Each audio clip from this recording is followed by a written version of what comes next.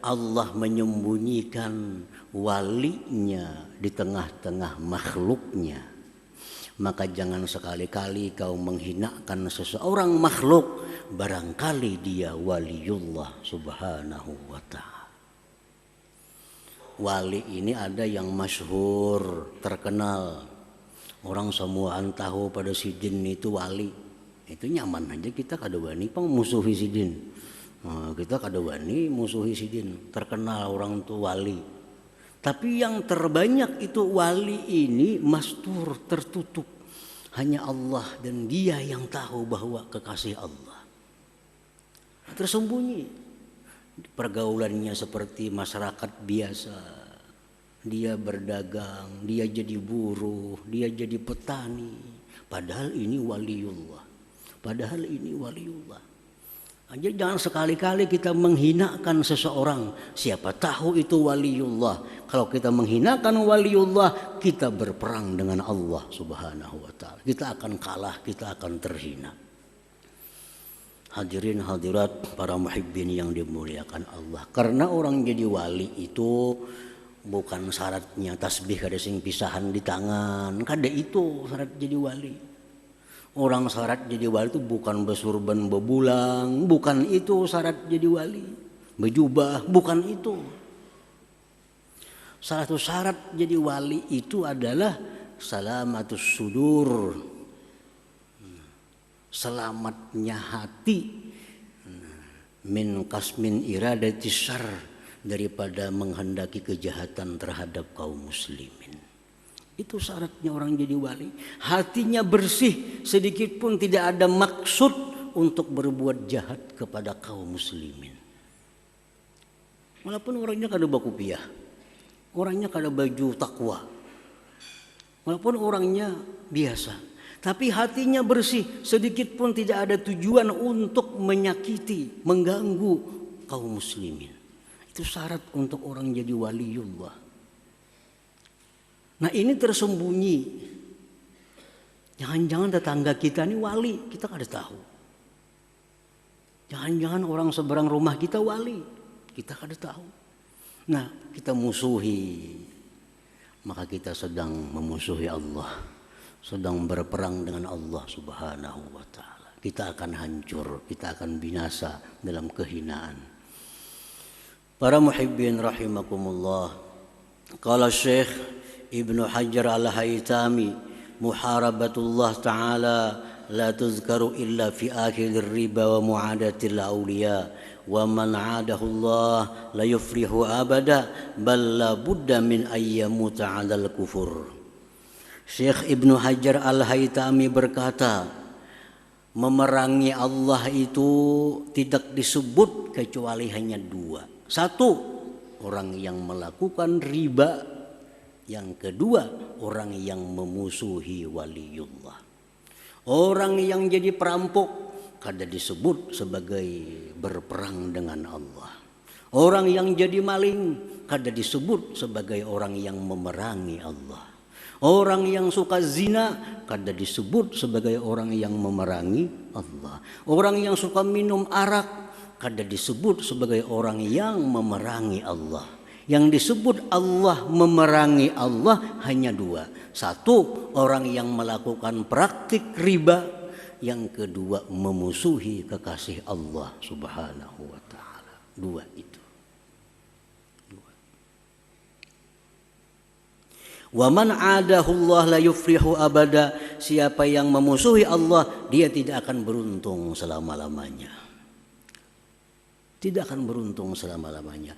Balla budda min ayyamuta 'alal kufur, bahkan pasti dia mati dalam keadaan kafir. Nauzubillah min dzalik. Hati-hati, riba jangan dianggap kecil. Jangan dianggap biasa.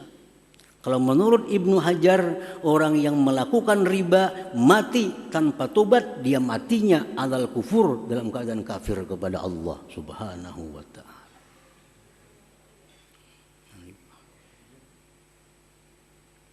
Orang memusuhi para waliullah, kada tubat-tubat, matinya 'alal kufur, mati dalam keadaan kada membawa iman. Nauzubillah min dzalik. Jangan dianggap remeh riba itu. Jangan dianggap remeh. Memusuhi orang jangan dianggap remeh. Siapa tahu itu orang kekasihnya Allah Subhanahu wa ta'ala.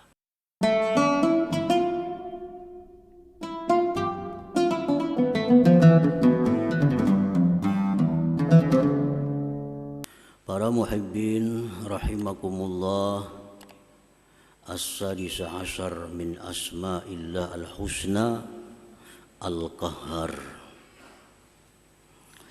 Yang ke-16 dari asma'ul husna adalah al-qahhar. Di dalam Al-Qur'anul Karim banyak disebut nama Allah Al-Qahhar. Di antaranya firman Allah dalam surat Sad, "Wa ma min ilahin illallah al-wahidul qahhar."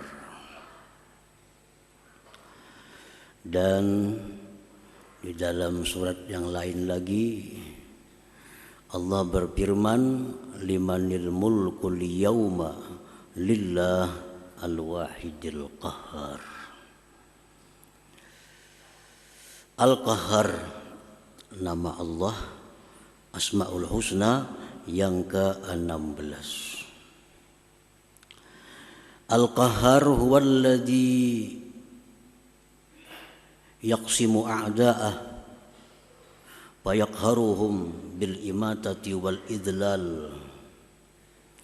Al-Qahhar itu artinya dialah yang memecahkan musuh-musuhnya, maka dia kalahkan mereka itu dengan dimatikan dan dihinakan.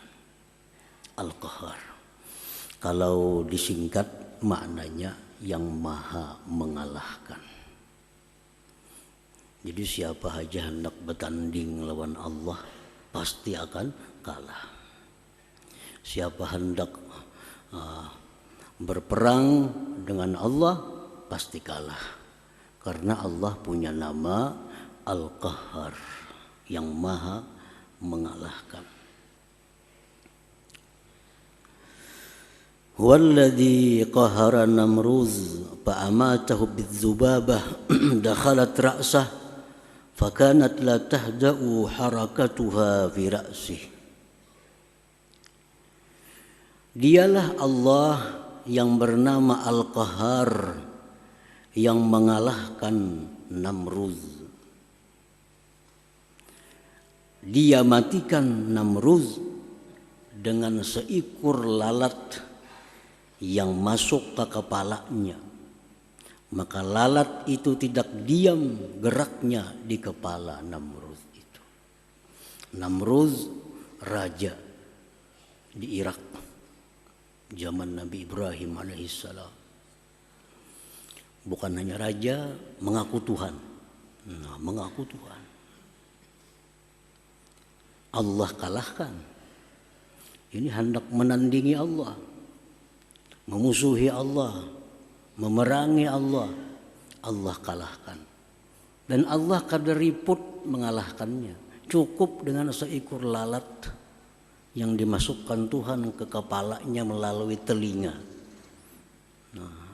Lalat masuk ke dalam telinga, kada sing ranayan lalat dalam telinga.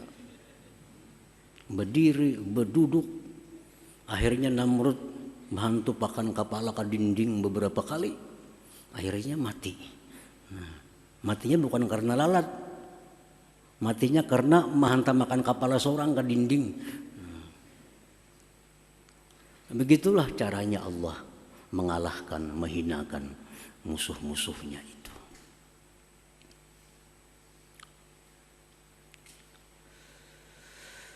Wa qahara Fir'aun bi'ighraqih. Allah mengalahkan Fir'aun. Fir'aun sama dengan Namrud, raja sekaligus mengaku Tuhan. Mengaku Tuhan. Allah hinakan, Allah matikan Fir'aun dengan ditenggelamkan Allah. Jadi matinya Fir'aun bukan karena pedang, bukan karena panah, bukan karena tumbak, karena dikelilingi oleh pengawal-pengawalnya. Kadang mungkin sampai kalau panah, kadang mungkin sampai kalau pedang, kadang mungkin sampai kepada Fir'aun kalau tombak, karena dikelilingi oleh pengawal. Tetapi Allah tenggelamkan Fir'aun di lautan.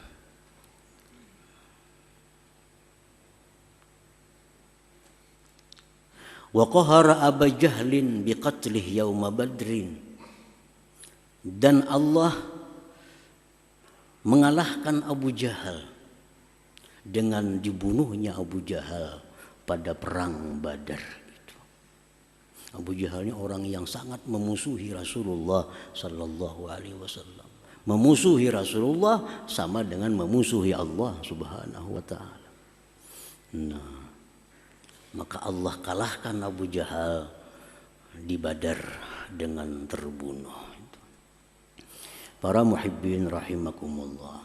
Jadi Allah Subhanahu wa taala itu sangat kuasa mengalahkan siapa jua pun, sekuat apapun, sebanyak apapun, dengan namanya Al-Qahhar.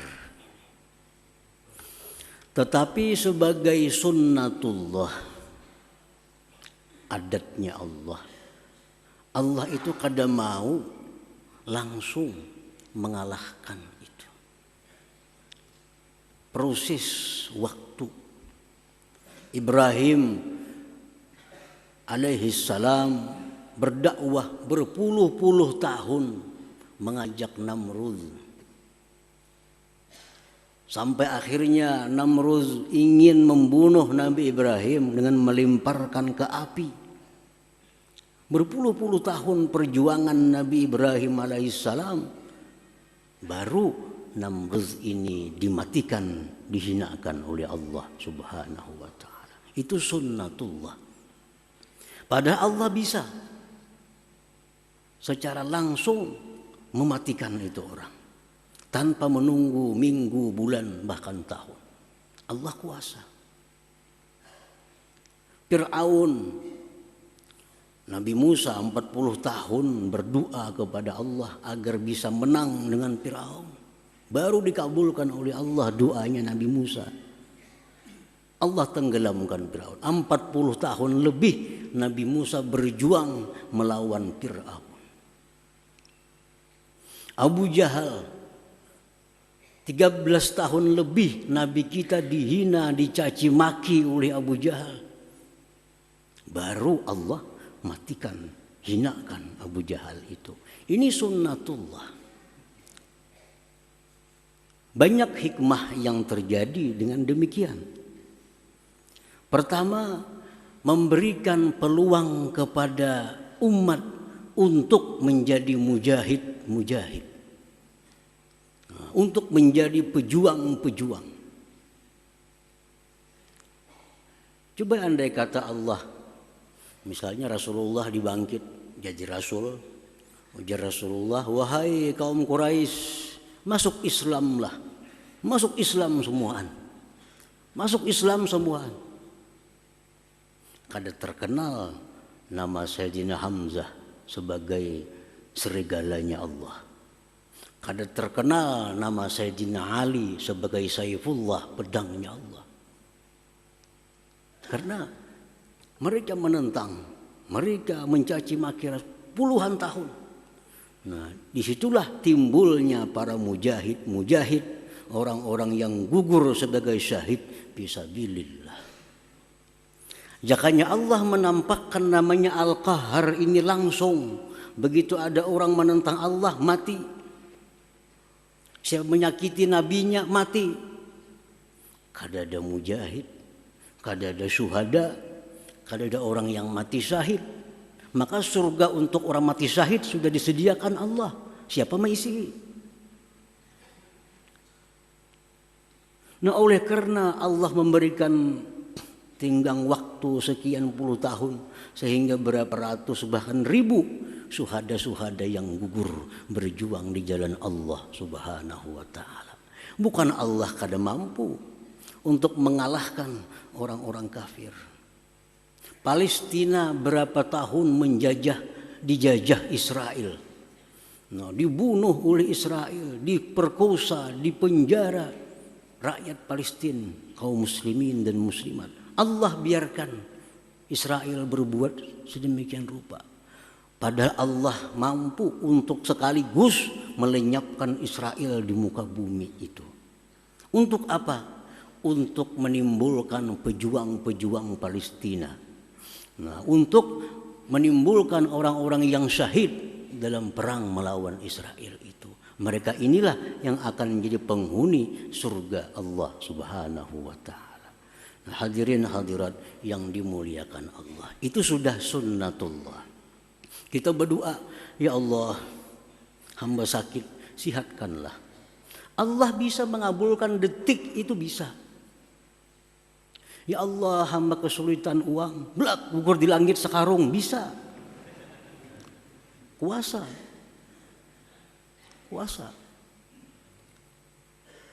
Tapi kada terjadi demikian, perlu proses waktu.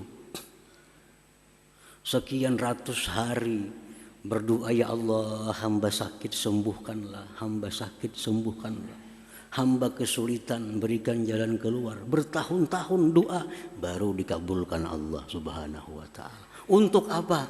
Untuk memperbanyak pahala kita, memperbanyak tabungan amal kita di sisi Allah Subhanahu wa taala. Hadirin hadirat yang dimuliakan Allah, ada seorang hamba yang setiap malam merintih kepada Allah, ya Allah, hamba sakit sembuhkan, hamba banyak hutang, ya Allah lunaskan. Bertahun-tahun tiap malam berdoa, kada kelihatan kabul. Tiap malam menangis, merintih kepada Allah. Sampai malaikat, ya Allah, kabulakan pang doa itu, kasihan berapa tahun dia berdoa. Malaikat sudah mengusul lawan Tuhan. Tiap malam kami mendengar rintihan hamba Engkau sedemikian rupa, kabulkan. Ya Tuhan, kayaknya dulu. Kenapa aja malaikat? Aku senang mendengar rintihannya, jar Tuhan. Mau dikabulakannya kadang merintih lagi gini. Nah, Tuhan ketujuh mendengar rintihannya tuh. Nah, jadi diberikan Tuhan pahala disimpan di surga nantinya. Itu sudah sunnatullah. Sudah aturan Allah Subhanahu wa taala. Nah, Al-Qahar ini seperti itu. Allah mengalahkan musuh-musuhnya, tapi bukan langsung. Ada proses waktu, ada perjuangan dari hamba-hambanya yang beriman. Pokoknya orang-orang yang menentang Allah, memusuhi Allah, memerangi Allah, pasti akan kalah. Tinggal menunggu waktu yang ditentukan oleh Allah Subhanahu wa ta'ala. Jangan khawatir, Israel pasti lenyap di muka bumi. Tinggal menunggu waktu. Orang-orang yang mencaci maki Allah, menghina Rasulullah, bukan kada tahu Allah, bukan kada kuasa melenyapkannya, tapi tunggu waktunya. Allah punya waktu sendiri untuk menggunakan Al-Qahar, namanya yang maha mengalahkan itu. Hadirin hadirat para muhibbin rahimakumullah. Fakullu man haraballah qaharahul qahhar. Tiap-tiap orang yang memerangi Allah pasti akan dikalahkan oleh Allah Al-Qahhar. Siapapun yang memerangi Allah artinya memerangi agamanya, memerangi Allah, memerangi kekasih Allah, memerangi Allah. Qaharahullahu qahhar, pasti akan dikalahkan oleh Allah Al-Qahhar. Dan orang-orang yang memerangi Allah, yang memusuhi Allah itu bukan hanya orang kafir,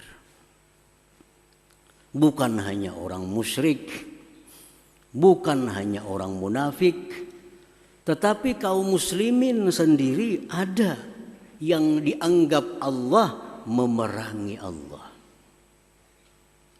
Orang Islam sendiri ada yang dianggap Allah memerangi Allah. Walaupun dia ini muslim tidak merasa, tidak mengaku bahwa dia memerangi Allah. Tapi Allah menganggap dia memerangi Allah. Nah, siapa mereka itu? Wa minal muharibin Allah Ta'ala, sebagian atau termasuk orang-orang yang dianggap Allah memerangi Allah Subhanahu wa Ta'ala, akilur riba, orang-orang yang melakukan praktik riba. Nah, orang-orang yang melakukan praktik riba. Contohnya riba itu kita berhutang 1 juta, kena bayar 1.200.000, itu riba.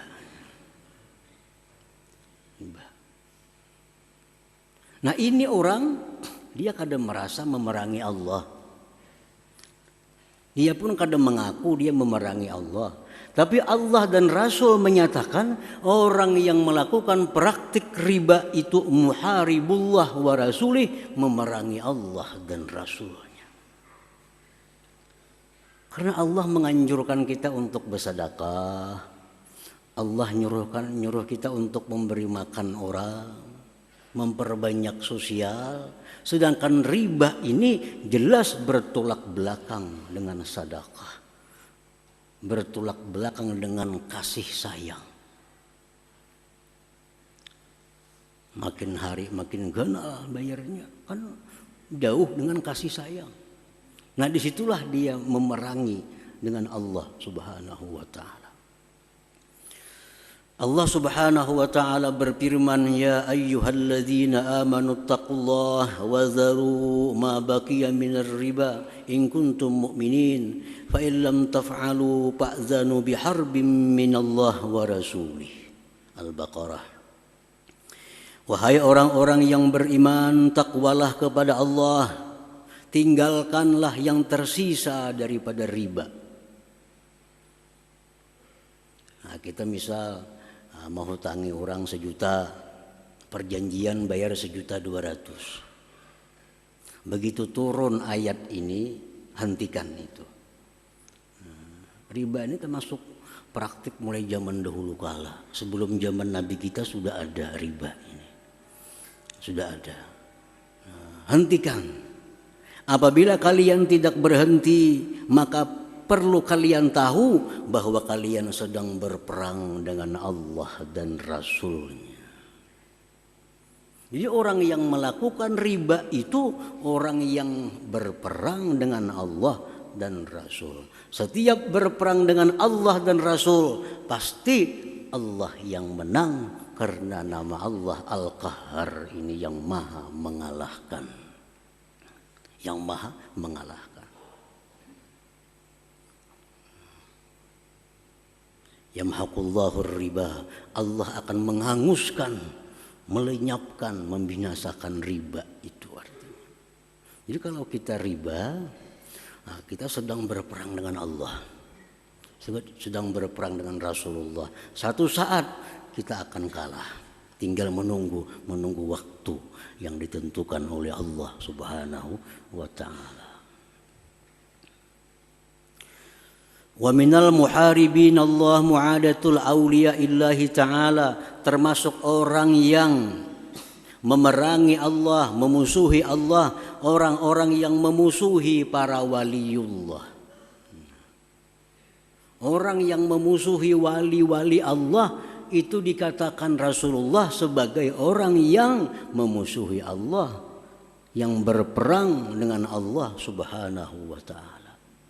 Itu orang wali dimusuhi. Orang wali dimusuhi, berarti kita sedang memusuhi Allah, sedang berperang dengan Allah. Satu saat kita akan terhina, kita akan kalah. Qala Rasulullah SAW, Rasulullah bersabda, man yaqulullah tabarak wa ta'ala, Allah berfirman, man ada li waliyan faqad azantuhu bil harbi, rawahul Bukhari. Barang siapa yang memusuhi waliku, maka ketahuilah bahwa aku berperang dengan dia. Nah, jadi hati-hati memusuhi orang, hati-hati menghinakan orang, hati-hati menyakiti, menzalim orang. Siapa tahu orang ini waliullah, siapa tahu orang ini wali Allah, habis kita, hancur kita, hancur. Dikalahkan oleh Al-Qahar, nama Allah Al-Qahar ini. Para muhibbin rahimakumullah, Imam Muhammad Al-Baqir radhiyallahu anhu berkata, Inna Allah khaba'a thalasan fi thalasin, khaba'a ridahu bitta'ah, bita'atihi fala tahqiranna minat ta'at syai'a, fala'alla ridahu bihi, wa khaba'a sukhtahu bima'siyatihi, fala tahqiranna minal ma'siyati syai'a, fala'alla sukhtahu fihi, wa khaba awliya'u fi khalqihi, fala tahqiranna ahadan, fala'allahu dzalikal wali. Imam Muhammad Al-Baqir berkata, sesungguhnya Allah menyembunyikan 3 perkara di dalam 3 perkara. Yang pertama, Allah menyembunyikan ridhanya di dalam ketaatan. Allah menyembunyikan ridhanya dalam ketaatan. Maka janganlah engkau anggap remeh itu ketaatan walaupun kecil. Barangkali di situ ada ridhanya Allah Subhanahu wa ta'ala. Sedekah 1000 jangan dianggap kecil. Siapa tahu di situ ridha Allah Subhanahu wa ta'ala. Bersedekah 1 miliar, siapa tahu di situ kadada ridha Allah Subhanahu wa ta'ala. Jangan menganggap inting sedekah. Jangan menganggap inting perbuatan taat, karena siapa tahu di situ ada keridhaan dari Allah Subhanahu wa ta'ala. Yang kedua, Allah menyembunyikan murkanya dalam maksiat. Allah menyembunyikan murkanya dalam maksiat. Maka jangan kau anggap remeh itu maksiat. Barangkali di situ ada murka Allah Subhanahu wa ta'ala. Maksiat itu walaupun kecil jangan dianggap remeh. Jangan dianggap haja. Dosa kecil haja, jangan bahaja itu Bang. Apa ini dosa kecil? Habis, itu dosa besar. Jangan tuh dosa kecil aja menganggap remeh dosa. Siapa tahu di situ ada murkanya Allah Subhanahu wa ta'ala. Nah, yang ketiga, Allah menyembunyikan walinya di tengah-tengah makhluknya. Maka jangan sekali-kali kau menghinakan seseorang makhluk, barangkali dia waliullah Subhanahu wa ta'ala. Wali ini ada yang masyhur, terkenal. Orang semuaan tahu pada Sidin itu wali. Itu nyaman aja kita kada wani musuhi Sidin. Kita kada wani musuhi Sidin. Terkenal orang itu wali. Tapi yang terbanyak itu wali ini mastur, tertutup. Hanya Allah dan dia yang tahu bahwa kekasih Allah. Tersembunyi. Pergaulannya seperti masyarakat biasa. Dia berdagang, dia jadi buruh, dia jadi petani. Padahal ini waliullah. Padahal ini waliullah. Jadi jangan sekali-kali kita menghinakan seseorang. Siapa tahu itu waliullah. Kalau kita menghinakan waliullah, kita berperang dengan Allah Subhanahu wa ta'ala. Kita akan kalah, kita akan terhina. Hadirin hadirat para muhibbin yang dimuliakan Allah. Karena orang jadi wali itu bukan syaratnya tasbih kada sing pisahan di tangan. Kada itu syarat jadi wali. Orang syarat jadi wali itu bukan besurban bebulang, bukan itu syarat jadi wali. Bejubah, bukan itu. Salah satu syarat jadi wali itu adalah salamatus sudur. Selamatnya hati min kasmin iradati syarr, daripada menghendaki kejahatan terhadap kaum muslimin. Itu syaratnya orang jadi wali. Hatinya bersih, sedikit pun tidak ada maksud untuk berbuat jahat kepada kaum muslimin. Walaupun orangnya kada bakupiah, orangnya kada baju takwa, walaupun orangnya biasa, tapi hatinya bersih, sedikit pun tidak ada tujuan untuk menyakiti, mengganggu kaum muslimin. Itu syarat untuk orang jadi waliullah. Nah ini tersembunyi. Jangan-jangan tetangga kita ini wali, kita kada tahu. Jangan-jangan orang seberang rumah kita wali, kita kada tahu. Nah kita musuhi, maka kita sedang memusuhi Allah, sedang berperang dengan Allah Subhanahu wa ta'ala. Kita akan hancur, kita akan binasa dalam kehinaan. Para muhibbin rahimakumullah, qala Syekh Ibnu Hajar Al-Haytami, muharabatullah ta'ala la tuzkaru illa fi akhir riba wa mu'adatil awliya wa man 'adahu Allah la yufrihu abada bal la budda min ayyamuta 'alal kufur. Syekh Ibnu Hajar Al-Haytami berkata, memerangi Allah itu tidak disebut kecuali hanya dua. Satu, orang yang melakukan riba. Yang kedua, orang yang memusuhi waliullah. Orang yang jadi perampok kada disebut sebagai berperang dengan Allah. Orang yang jadi maling kada disebut sebagai orang yang memerangi Allah. Orang yang suka zina kada disebut sebagai orang yang memerangi Allah. Orang yang suka minum arak kada disebut sebagai orang yang memerangi Allah. Yang disebut Allah memerangi Allah hanya dua. Satu, orang yang melakukan praktik riba. Yang kedua, memusuhi kekasih Allah Subhanahu wa ta'ala. Dua itu. Dua. Wa man 'adahu Allah la yufrihu abada. Siapa yang memusuhi Allah, dia tidak akan beruntung selama-lamanya. Tidak akan beruntung selama-lamanya. Balla budda min ayyamuta 'alal kufur, bahkan pasti dia mati dalam keadaan kafir. Nauzubillah min dzalik. Hati-hati, riba jangan dianggap kecil, jangan dianggap biasa. Kalau menurut Ibnu Hajar, orang yang melakukan riba mati tanpa tobat, dia matinya 'alal kufur, dalam keadaan kafir kepada Allah Subhanahu wa ta'ala.